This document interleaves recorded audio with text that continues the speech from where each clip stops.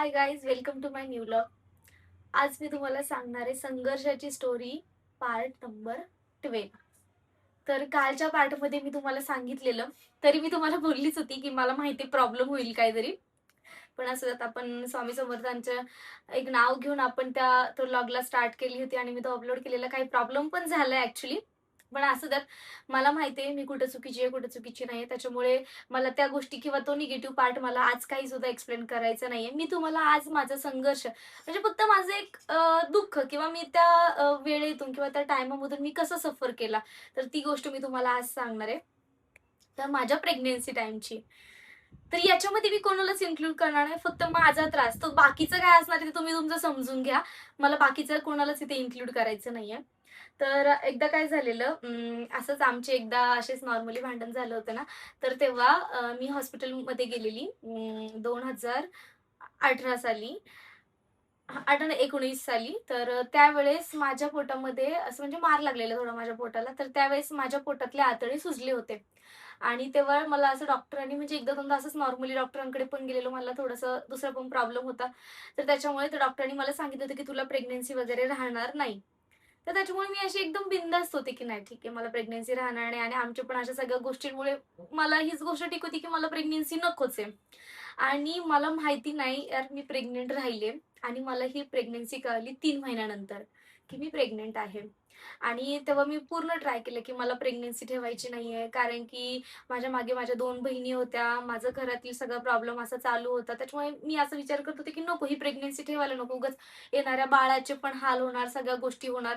त्याच्यामुळे मी असा विचार करून चाललेली, की काय पण होते देव बाप्पा, पण हे नको मला नको हे बेबी वगैरे. आणि मी छोटी पण होते तेव्हा मी कॉलेजला जायचे. म्हणजे सेकंड इयरला मी कॉलेजला पण जात होती. आणि कॉलेजचं स्टार्ट झालं होतं मे बी, एकदम स्टार्टच झालं होतं. आणि सगळ्या गोष्टी चालू असताना मग मला जेव्हा 2-3 महिन्यांनी कळालं, तर मी ही गोष्ट कोणालाच सांगितली नाही, की मी प्रेग्नंट आहे. मी पहिले चेक केलं. मग प्रेग्नन्सी तर पॉझिटिव्ह आली. ॲक्चुअली ते कसं असतं, काय असतं मला माहीतच नाही या सगळ्या गोष्टी. तर मी आधी चेक केलं, ते काही लगेच दिसलं नाही. मी फेकून दिली आणि नंतर मी असं घरामध्ये क्लीन करताना डस्टबिनपाशी गेली जस्ट आणि तेव्हा मला लास्ट मोमेंटला त्याच्यात दिसलं, की 2 रेड लाईन आहे. तर मी इतकी घाबरली, आता काय करायचं? एकदम असे अंगच माझं थरथर कापायला लागलं. काय करायचं? काय करायचं?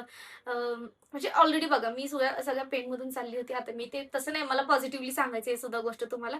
तर अशा सगळ्या पेनमधून चालली होती. मी काय करू? काय करू? नको ही प्रेग्नन्सी, कुठे जाऊ? काय करू? कोणाला सांगू पहिली गोष्ट तर? मग मी खूप विचार केला. मी माझ्या बहिणीला सांगितलं. प्रतीक्षा माझ्यासोबत होती. मी तिला सांगितलं, की "अगं दीपू असं-असं आहे." तर ती मला बोलली मग मी रडायला लागली एकदमच नाही का. तर ती मला बोलली, थांब आपण डॉक्टरकडे जाऊ, मेडिकलमधून औषध घेऊ." म्हटलं, "मेडिकलमधून औषध घेणार?" तर त्यावेळेस असं देत पण नव्हतं कोणी ॲक्चुअली आणि आमचं वय पण काही एवढे पैसे पण नव्हते ॲक्चुअली माझ्याकडे पण. एवढे 2, 2,500, 3,000 रुपये काय लागायचे त्या मेडिसिनला मला नाही माहिती. मी कधी घेतलं पण नाही, मला माहिती पण नाही. तर माझ्याकडे एवढे पैसे पण नव्हते. मग आम्ही गेलो मार्केटमध्ये. पहिल्या दिवशी कळाल्यावरती हां. पहिले 2-3 किलो पपई घेऊन आलो. ₹50-60 तर होते काय, ₹20-30 किलो पपई होती. 2-2.5 किलो पपई घेऊन आलो. पण इतकी पपई खाल्ली, इतकी पपई खाल्ली. तरी पण काय असं म्हणतात ना पपई खाल्ल्यावरती बाळ पडतं वगैरे असं काहीतरी.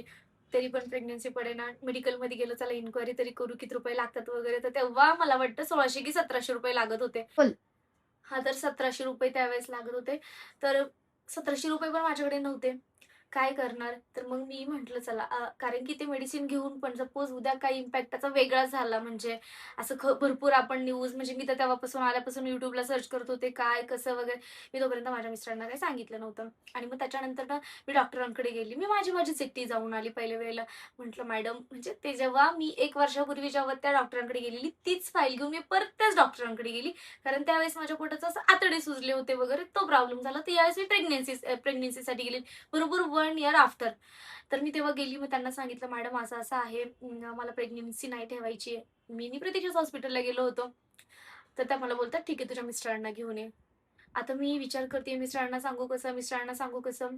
मी खूप विचार केला. मी प्रतीक्षाला बोलली, "चल आपण कुणालला सांगू." म्हणजे मी मी कुणालला गेली मग राजगुरुनगरला भेटायला. मग कुणालला तिथे जाऊन सांगितलं, की "कुणाल मी प्रेग्नंट आहे. मला प्रेग्नन्सी ठेवायची नाही." मी रडायला लागली, रडायला लागली. मला बोलतो, "अगं तू रडू नको. थांब आपण बघू काहीतरी वगैरे." नाही का. मग तिथून आम्ही मला आठवत नाही आता तेव्हा एवढं. पण नंतर ना आम्ही तिथून घरी आलो. घरी आल्याच्या नंतर मी माझ्या बहिणीला कॉल केला. बहीण राहते मोठी. मी तिला कॉल केला, की "ताई मी प्रेग्नंट आहे, मला नाही ठेवायची." म्हणजे मी सगळ्यांना एवढंच सांगायची. मी तोपर्यंत या 2-3च लोकांना सांगितलं होतं, की "मला नाही ठेवायची प्रेग्नन्सी, मी छोटी आहे अजून, मला नाही होत मला खूप दुखतंय, मला माझं बाजूचं वातावरण कसं आहे, ही सिच्युएशन अशी आहे, ह्याच्यात मी कसं सगळं सर्व्हाइव्ह करू, आमचे कसे हाल झालेत माहिती आहेत ना, त्याच्यानंतर पुढच्या बेबीचे येणारे पण तेच हाल होणार." अशा सगळ्या गोष्टी 2-3 दिवसामध्ये ना मग मी माझ्या मिस्टरांना सांगितलं. 22 तारखेला एक आणि मग ते मला मला माहिती आहे त्यांना आनंद झाला की दुःख झालं मला माहिती आहे, पण ठीक आहे ते हॅपीच असतील ऑब्व्हियसली. मग ते मला बोलले की "नाही, आपण बघू, थांब, तू नको टेन्शन घेऊ, दुखतंय ना, आपण डॉक्टरांकडे जाऊ, करू काहीतरी." मग मी त्यांना म्हणायची की "नाही, आता मी त्यांना कशी सांगू की हे अशा या सगळ्या असे तुमच्या वागण्यामुळे मी हे डिसिजन घेते." बोलते की "नाही, नाही, आपण डॉक्टरांकडे जाऊ, सगळं घेऊ, तुला प्रेग्नन्सी राहणार नव्हती, देवाच्या कृपेने राहिली आहे." आणि सेम डॉक्टरांनी पण मला हेच सांगितलं, "तुला म्हणजे तू प्रेग्नंट राहायचं म्हटलं तरी तुला 1-2 वर्ष अगोदर ट्रीटमेंट करायला लागणार. मग कुठे जाऊन तू तिथे ते पण पॉझिटिव्ह आलं तर आलं. माहीत नाही किती राहील की पण की नाही, की माझ्या पिशवीचा काहीतरी प्रॉब्लेम मला नाही माहिती. तसं काहीतरी होतं किंवा आहे." तर अशा सगळ्या गोष्टी झाल्या आणि एवढा सगळ्याच्यातून आणि ऑलमोस्ट माझ्या प्रेग्नन्सीला 3 महिने प्लस झाले होते. म्हणजे प्रेग्नन्सी पाळणं तरी म्हटलं अबॉर्शन करायला लागलं होतं. ते कोणी करत नाही. नंतर मग मीच माझं माइंड डायव्हर्ट मग माझ्या मिस्टरने माझ्या मामांना फोन केला, माझ्या मामींना फोन केला, माझ्या रिलेटिव्हजला फोन करून सांगितलं, की तिला तुम्ही समजवा. मग माझे रिलेटिव्हज मला फोन करायला लागले, "नको बाळा, असं नको करू. तुला तर माहिती आहे तुला काय प्रॉब्लेम होता. देवाने तुला दिलं इतकं छान संधी, तर तू कशाला ती गमावतीये?" वगैरे नाही का. अशा सगळ्या गोष्टी झाल्या. मी म्हटलं ठीक आहे चला जाऊ दे. देवबाप्पाने देवाच्या मनात काहीतरी आहेच ना. आणि कदाचित मी असं नाही का पपई खाताना, बाकीचे काय ट्राय करताना मी हा विचार करायची, की मुलगा असेल तर आणि आम्हाला तिघींना ना म्हणजे भाऊ नाही ना, तर अशी इच्छा की नाही मुलगा असेल तर यार मुलगा पाहिजे. मुलगीचं तर काय एवढं वाटत नव्हतं. पण असं काही नाही वाईट झाली असती तर मला आवडलीच असती असं काही नाही त्याच्याबद्दल. पण एक अशी आवड की नाही मुलगा पाहिजे म्हणून पण असं. मग मी असं विचार करायचे अरे यार मुलगा असेल तर खाताना सगळ्या गोष्टी करताना मी अशी दणदण कामं करायची, जड उचलली की निदान त्याच्यात तरी मिसकॅरेज होऊन जाईल. अशा नाही का अशा मोटिव्हेटनी असं म्हणजे मला वाटायचं. पण लास्टपर्यंत इतके सगळे ट्राय करून माझी प्रेग्नन्सी एकदाही खाली झाली नाही. मग तेव्हापासून मग हॉस्पिटलमध्ये जायला स्टार्ट केलं. हे बघा मला त्यांच्याविषयी निगेटिव्ह नाही बोलायचं, पण मला हे सांगायचंय ते माझ्यासोबत ना सगळ्या प्रेग्नन्सीमध्ये माझ्यासोबत एकदा आले होते ते. ती पण माझी 6व्या महिन्यातली एक सोनोग्राफी असते, अल्ट्रासाउंड सोनोग्राफी काहीतरी म्हणतात त्याला. तर त्याच्यासाठी. तर ते पण आतमध्ये नाही आले. प्रतीक्षाला बोलतात, "जा ना गं तू जा ना आतमध्ये, मला भीती वाटते." माहित नाही त्यांना भीती वाटत होती म्हणून की काय. मग ते माझ्यासोबत एकदा पण आले नाही कधीच चेकअपला. मी आणि प्रतीक्षा नेहमी जी पण दिवसभराचं कधी-कधी वेटिंग असायचं, पिरियड सगळ्या गोष्टी असायच्या, तिथं जायचो आणि मला ना म्हणजे जशी मी प्रेग्नंट राहिले, म्हणजे मला ना 2-3 महिने त्रास इतका होत होता, पण मला वाटायचं की माझे डेट्स असतील, माझ्या काही गोष्टी असतील, त्याच्यामुळे मला ह्या सगळ्या गोष्टींचा त्रास होत असेल. पण नंतर मग मला कळालं की मी प्रेग्नंट आहे आणि प्रेग्नंटच्या नंतर इतक्या उलट्या म्हणजे मला आठवतच नाही माझ्या 6व्या महिन्यापर्यंत माझ्या पोटात एक पण अन्नाचा कण गेला असेल. म्हणजे इतकं ना मी खाल्लं की लगेच उलट्या. मला कसला वास आला की मला उलट्या. इतक्या प्रमाणाच्या बाहेर उलट्या व्हायच्या. तर असं सगळ्या त्रासातून तर चालली होते बघा. प्रेग्नन्सीमध्ये आपल्याला आईची किती गरज असते आणि त्यातल्या त्यात मी 1 महिना इतकी आजारी पडलेली म्हणजे मला ते खोकताना ते बाळ असं हलायचं, ते मला खोकता पण येत नव्हतं. एकदम अशा उबाळ्या यायच्या. माझी हाईट कमी त्याच्यामुळे प्रेग्नन्सी कंटिन्युअसली वरती सरकायची. म्हणजे मी खाली बसायला गेली, मी कपडे धुवायला गेली, घरातले कामं करायला काही कोणी नव्हतं त्यावेळेला. सगळी कामं पण आता प्रतीक्षा पण लहान होती. म्हणजे आम्हीच दोघी सगळी कामं पण करायचो. मला तर स्वयंपाक बिलकुल पण करायला व्हायचा नाही. अ, ते काय बोलतो लसणाचा वास आला, कांद्याचा वास आला, मिरचीचा वास आला, असं उग्र वास आला की डायरेक्ट उलट्या होणार. जेवायला बसले 1-2 घास खाल्ले की डायरेक्ट उलट्या आणि उलट्या म्हणजे असं वाटायचं की पोटातला बाळ पण बाहेर येतं की काय तोंडातून इतक्या खतरनाक उलट्या व्हायच्या. आणि कुठेतरी ह्या सगळ्या ह्याच्यातून म्हणजे बघा, तरी ह्या सगळ्या ह्याच्यामध्ये पण आमच्या नॉर्मली भांडण व्हायचेच, सगळ्या गोष्टी व्हायच्याच. पण मी तेव्हा असं विचार करून चालायचे, की ठीक आहे आता बाळ येणार आहे कदाचित काहीतरी सुधारणा होईल सगळ्या गोष्टींमध्ये, सगळ्यांमध्ये. मी असा विचार करून चालायची. पण ठीक आहे सगळ्या गोष्टी झाल्या गेल्या 6व्या महिन्यापर्यंत प्रमाणाच्या बाहेर त्रास झाला आणि मला कुठेतरी बरं वाटायला लागलं. म्हणजे माझे काय बोलतो त्याला आपण बेबी शॉवर डोहाळे जेवण झालं माझं आणि डोहाळे जेवण झालं आणि लगेच माझी डिलिव्हरी झाली. म्हणजे माझी डिलिव्हरी जी झाली आहे ना, ती माझी प्रीमॅच्युअर डिलिव्हरी झाली आहे. तर ती अशी झाली, की मी असंच खूप मला प्रेग्नन्सीमुळे पोट जसं-जसं मोठं होत चाललेलं, मला कामं होत नव्हते, मला कामं करता पण येत नव्हते. किचनपाशी जरी उभं राहिलं तरी हाईट कमी असल्यामुळे लगेच किचनला पोट धडकायचं. मला भांडे पण घासायला व्हायचे नाही, तर कधी-कधी त्या गोष्टी प्रतीक्षा करायची. प्रतीक्षा पण तेव्हा वाटतं कामाला जायची कुठेतरी, तर प्रतीक्षा पण जॉब करायची. त्याच्यामुळे दिवसभराचे राहिलेले झाडून घेणं, पुसून घेणं, कपडे धुणं आणि माझ्या मिस्टरांचे कपडे त्या प्रतीक्षाला धुवायला यायचे नाही. मग त्याच्यामुळे ती बोलायची, "तिथे मी तुझे पण कपडे धुते, पण प्लीज त्यांचे कपडे तूच धुवून घेत जा." तर त्यांचे कपडे धुताना मी काय करायचे, मग आता मला कपडेच धुता यायचे नाही 7-8 दिवसाच्या, असे मी साचवून ठेवायचे कपडे, मी एकदाच धुवून टाकायचे. तर असेच त्यांचे एकदा 8 दिवसाचे कपडे राहिलेले आणि त्यांना कामावरती जायचं होतं काहीतरी, तर ते मला सांगून म्हणजे त्यांनी मला फोन केला, की "प्रतिमा मी येतोय म्हणून माझे कपडे वगैरे सगळे धुवून ठेव. मला कपडे घेऊन म्हणजे जावे लागतील नंतर ना असं." मी बोलली, "ठीक आहे." म्हटलं आता आहे उद्या येणार आहे ते, तर चला मी आज कपडे धुवून ठेवते. म्हणून मी जस्ट एवढी मोठी 20 लिटरची बकेट भरून कपडे मी धुवायला घेतले. मी सकाळी 11 वाजता कपडे धुवायला बसली. लिटरली मी थोडं कपडे धुवू, रेस्ट कर, थोडे कपडे धुवू, रेस्ट कर, थोडे आणि पूर्ण म्हणजे बसूनच कपडे धुवायचे ना. पायामध्ये, पोटाला काय ताण पडला मला माहिती नाही. आणि माझी डिलिव्हरी म्हणजे मला आदल्या दिवशी कपडे धुवून झाले, मी कपडे वाळत टाकले आणि माझं अचानक डाव्या कुशीमध्ये इतकं जोरजोरात दुखायला लागलं, इतकं जोरजोरात. मग मी विचार केला, की आता 7वा महिना संपत आलाय मे बी म्हणून दुखायला लागलं असेल. तर म्हणजे 7वा महिना भरत आला, 8वा महिना स्टार्ट होईल, अजून 5-6 दिवस आहे, असं मला वाटलं. तर म्हणून कदाचित दुखत असेल. अ, मग मी असं शेजारच्या हे बघा, मला काही कोणी नव्हतं तिथं हे करायला, की "तुला काय खायला वाटतंय का? मी देऊ का? तू हे कर, तू आराम कर." असं असं नव्हतं. आपण सगळे डिसिजन घेतले ते आपल्याला सगळं करायचं होतं आणि ह्या गोष्टींतून सुद्धा मला एकटीलाच जायचं होतं पुढे. तर मग मी आजूबाजूच्या बायकांना विचारलं, की माझं असं-असं पोटात लय दुखतंय, काय होत असेल मला? ते बोलतात, "काही नाही बाळ, कधी-कधी उलटं फिरलं ना, की तरी पण ह्या गोष्टी होतात." मग मी कदाचित विचार केला, होत असेल असं. मी लिटरली मला आठवत नाही तर रात्रभर मी 1 मिनिट सुद्धा झोपले असेल. कारण की बघा, मी कोणाची डिलिव्हरी मी तुम्हाला सांगितलं, मी पहिल्यापासून हॉस्टेलला राहिले. मी कधी कुठल्या नातेवाईकात गेले नाही. कुठल्या गोष्टी मला माहिती नाही. त्याच्यामुळे मला ही गोष्ट पण माहिती नाही, की डिलिव्हरी झाल्यावर काय असतं, डिलिव्हरीमध्ये काय असतं. मला ह्या गोष्टींची काहीच आयडिया नाही. मला म्हणजे त्या कळा चालू झाल्या होत्या मला. ही गोष्ट मला कळालीच नाही अजिबात सुद्धा. मी रात्रभर 1 मिनिट सुद्धा झोपली नाही. मला सकाळी 7 वाजता मला झोप लागली आणि 7 वाजता प्रतीक्षा उठली. तिने तिचं काम वगैरे केलं. काय माहिती त्या दिवशी तिला सुट्टी होती की काय होती, ती कामाला पण गेली नाही. हां, वाटतं सुट्टीच होती. संडेचा दिवस होता की मंडेचा दिवस होता. ती घरी थांबलेली आणि मी 11 वाजता झोपेतून उठली. ती मला बोलली, "दीदी उठ, 11 वाजले, किती उशीर झाले." मग मी जस्ट झोपेतून उठली आणि बाथरूममध्ये गेली. बाथरूममध्ये गेल्यावरती मला जाणवलं की माझं वॉटर बॅग लीक झालीये. म्हणजे माझ्या सगळं पायावरती ते पाणी-पाणी जे काय असतं ना, ते यायला लागलेलं. मी इतकी घाबरून गेली. मी आमच्या शेजारच्या काकींकडे पळत-पळत गेली. तेव्हा त्यांच्या मुलीची स्टोरी त्यांनी मला एकदा मी प्रेग्नंट आहे म्हणून एकदा सांगता-सांगता नॉर्मली सांगितलेलं, आमच्या दीदीसोबत असं झालेलं, तसं झालेलं आणि ते शब्द माझ्या डोक्यात आले, की नाही हे अशाने असं असतं आणि म्हणून मी पळत-पळत प्रतीक्षाला सांगितलं, "प्रतीक्षा जा ना, जा ना त्या काकींकडे, त्यांना बोलवून आण ना." त्यांना बोलवून आणलं. माझे दिवस भरलेले नव्हते. माझं पोट इतकं-इतकंसं छोटंसंच पोट होतं, जास्त काही मोठं नव्हतं. म्हणजे असं नॉर्मली काही लोकांना कळत पण नव्हतं मी प्रेग्नंट आहे म्हणून.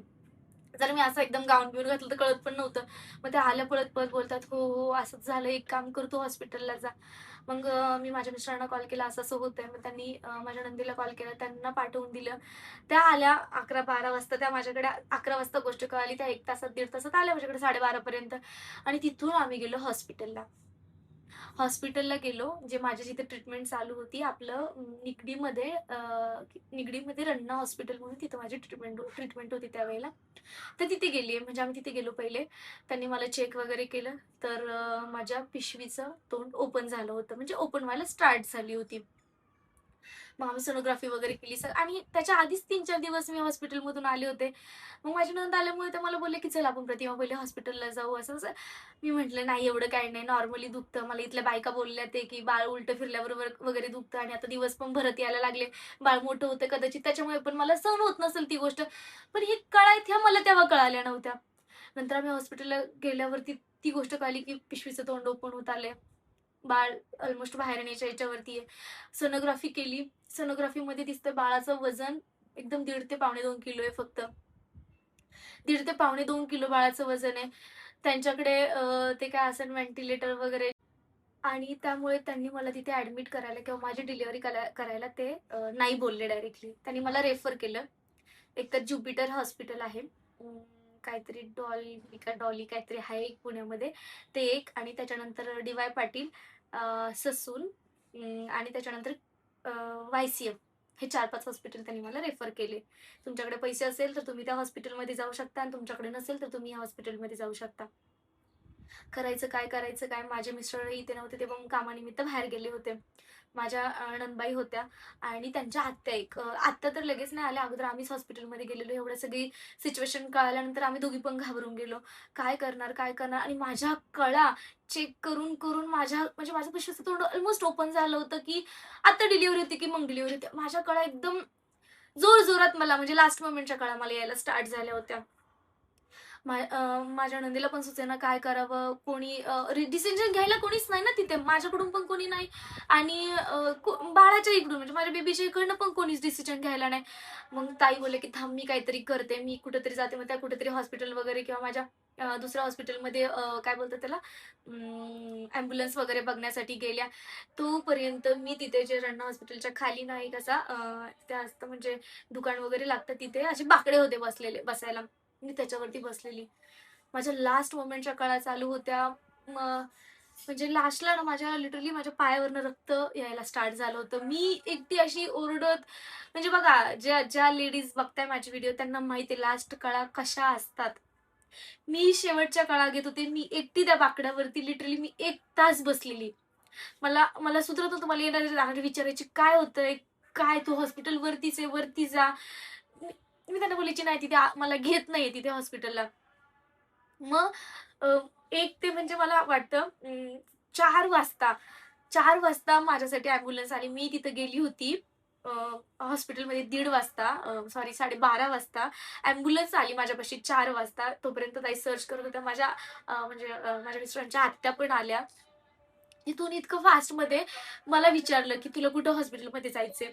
मी म्हटलं, मला माहीत होतं फायनान्शियल कंडिशन काय आहे. सपोज उद्या खूपही खर्च आला तर माझ्या इकडून देणारं कोणी नाही आणि सगळा बोजा मी मिस्टरांवर पण टाकू शकत नव्हते. जबाबदारी तर दोघांची. मी तेव्हापासून पण जबाबदारीचा विचार करायची, की जबाबदारी दोघांची पण आहे. तर मी म्हटलं, "नाही, मला माहिती आहे यांच्याकडे काय आहे की नाही. त्याच्यामुळे नको, आपण जाऊयात YCMला." त्यावेळेस इतक्या याच्यामध्ये आम्ही YCMला गेलो आणि YCMला गेल्याच्या नंतर म्हणजे आम्ही तिथे 4:30ला पोहोचलो असेल. तिथे गेल्याच्या नंतर ते किती घाण खात तुम्हाला माहित असेल, जी कोणी YCMच्या हॉस्पिटल बघत असेल. मी बदनाम त्यांना पण करत नाही यार, पण लिटरली ही सिच्युएशन आहे तिथली. म्हणजे त्या दिवसापासून मी आत्ता विचार करते, मी मरण तरी मी YCMचा कधी पाय नाही चढणार, पायरी नाही चढणार. इतकी खतरनाक लेव्हलची तिथे सगळे डॉक्टर्स वगैरे जे काय त्यांची मॅनेजमेंट गोष्टी आहेत. तर तिथे गेल्याच्या नंतर तिथून म्हणजे बघा तिथपर्यंत मी ॲम्ब्युलन्समध्ये गेलेली. पण तिथून मला ते जे काय डिलिव्हरी डिपार्टमेंट असतं तिथपर्यंत मी पायी जावं लागलं. माझं पूर्ण मी असं मोठा गाऊन घातलेला, म्हणजे असं एक वन पीस टाइप गाऊन घातलेला. तिथून माझ्या कळा मला चालता येत नव्हतं. माझ्या पायावरतून असं रक्त चाललेलं. मी तिथपर्यंत पायी गेली आणि तिथे जाऊन तिथे ते विचारतात. ते भरपूर लोकं असतात तिथं, इतके विचित्र त्यांची बोलण्याची पद्धत वगैरे सगळं इतकं विचित्र असतं आणि ते मला बोलायला लागले. आता माझं वय कमी होतं, माझ्या चेहऱ्यावरून दिसत नव्हतं. विचारताय, "तुझा नवरा कुठे आहे?" माझ्यासोबत 2 लेडीज आहेत फक्त. मी म्हटलं, "नाही, ते बाहेर गेलेले." "नाही, मग त्यांना येऊ द्या." म्हटलं, "अहो, तोपर्यंत मी मरण इकडं." ते बोलतात, "कितवा महिना आहे?" म्हटलं, "7वा महिना आहे." "काय काय होतंय?" म्हटलं, "पिशवीचं तोंड ओपन झालंय. जिकडे हॉस्पिटलमध्ये बघितलेलं त्यांनी सांगितलं पिशवीचं तोंड ओपन झालंय, डिलिव्हरी होणार आहे." मग आता बसून राहा तिथं आणि बाळाची किंवा आईची एकाचीच गॅरंटी देणार. आता असं बोलल्यावरती आमच्या म्हणजे माझ्या नंदा आणि माझ्या मिस्टरांच्या आत्या त्या घाबरून गेल्या. काय करायचं, कसं करायचं? ते बोलले, की "आमच्या इथे पण बाळासाठी ते काय असतं अवेलेबल व्हेंटिलेटर वगैरे ते अवेलेबल नाहीये. तुम्ही दुसऱ्या हॉस्पिटलला जाऊन तोपर्यंत इन्क्वायरी करा, विचारा." मग मला माहिती नाही आता बाहेर किती नातेवाईक येऊन थांबले होते किंवा या लोकांनी किती कोणाला फोन केला. कारण मी माझ्या वेदनांमध्ये इतकी हे होते, की मला जग बघायलाच वेळ नव्हता. त्यात मला असं वाटायचं, की मला वॉशरूमला येतेय म्हणून मी आपली वॉशरूममध्ये गेली. मी वॉशरूममध्ये गेली तर लास्ट मोमेंटला की पूर्ण माझं रक्त बाहेर यायला लागलं पूर्ण जास्त प्रमाणामध्ये. मग मी तिथं आली. मी त्यांना म्हटलं, "अहो, तुम्ही डिलिव्हरी करायची तर करा, करू नका. तुम्हाला जे वाचन ते वाचन. बाळ वाचलं तर बाळ वाचन, आई वाचलं तर आई वाचेल. तुम्ही मला आत तर न्या. मला तिकडं स्ट्रेचरवरती तर टाका. तुम्हाला ज्याला वाचवायचं त्याला तुम्ही वाचवा. काही घेणं-देणं नाही त्याच्याशी. मला पहिलं रिकामं करा ह्याच्यातून." म्हणजे माझ्या वेदना ह्या असह्य होत्या.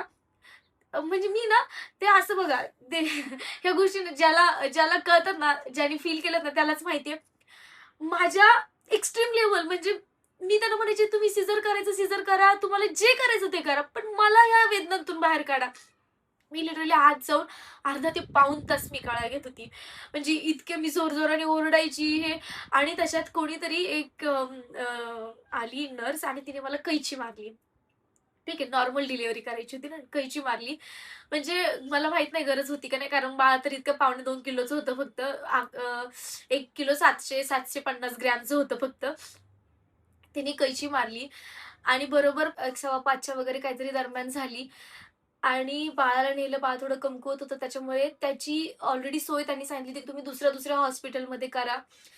तर तेव्हा डिलिव्हरी झाल्या-झाल्या त्याच हॉस्पिटलमध्ये ठेवलेलं, म्हणजे वायसीएममध्येच ठेवलेलं.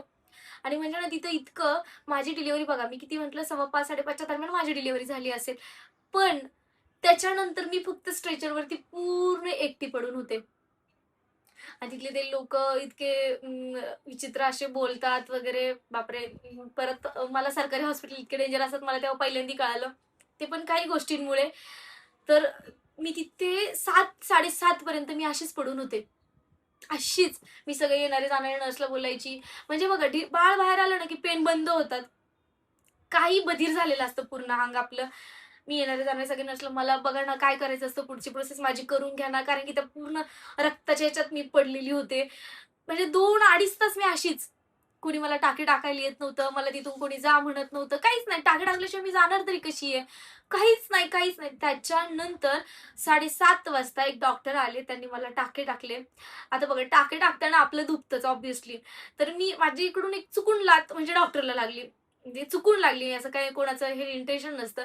तर ती जी नर्स होती ती इतकी जोरात, "ए तुला कळतं का?" असं का इतकं विचित्र लेव्हलचं बोलतात ना तिथे, बापरे! म्हणजे खरंच ना, माणसाकडे पैसा नसेल ना, तर माणसाला किती ऐकायला लागतं ना, किंवा किती विचित्र दिवसातून जायला लागतं ना, तेव्हा त्या हॉस्पिटलमध्ये मला कळालं. त्याच्यानंतर प्रिन्सचं पुढे काय झालं, कसं झालं वगैरे ह्या सगळ्या गोष्टी मी तुम्हाला नंतरच्या व्लॉगमध्ये सांगते. आजच्या दिवसापुरतं इतकंच.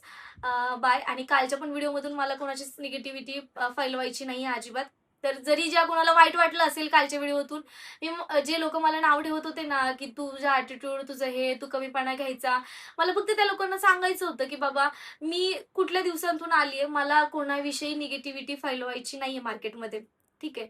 तर वाटलं असेल ज्याला, तर त्याला मी मनापासून सॉरी बोलते. आणि माझा पण हा व्हिडिओ कसा वाटला त्याला नक्कीच लाईक करा. माझ्या चॅनलला सबस्क्राईब करा आणि माझा चॅनल ग्रो करण्यासाठी तुम्हीच हेल्प करा. चलो बाय बाय.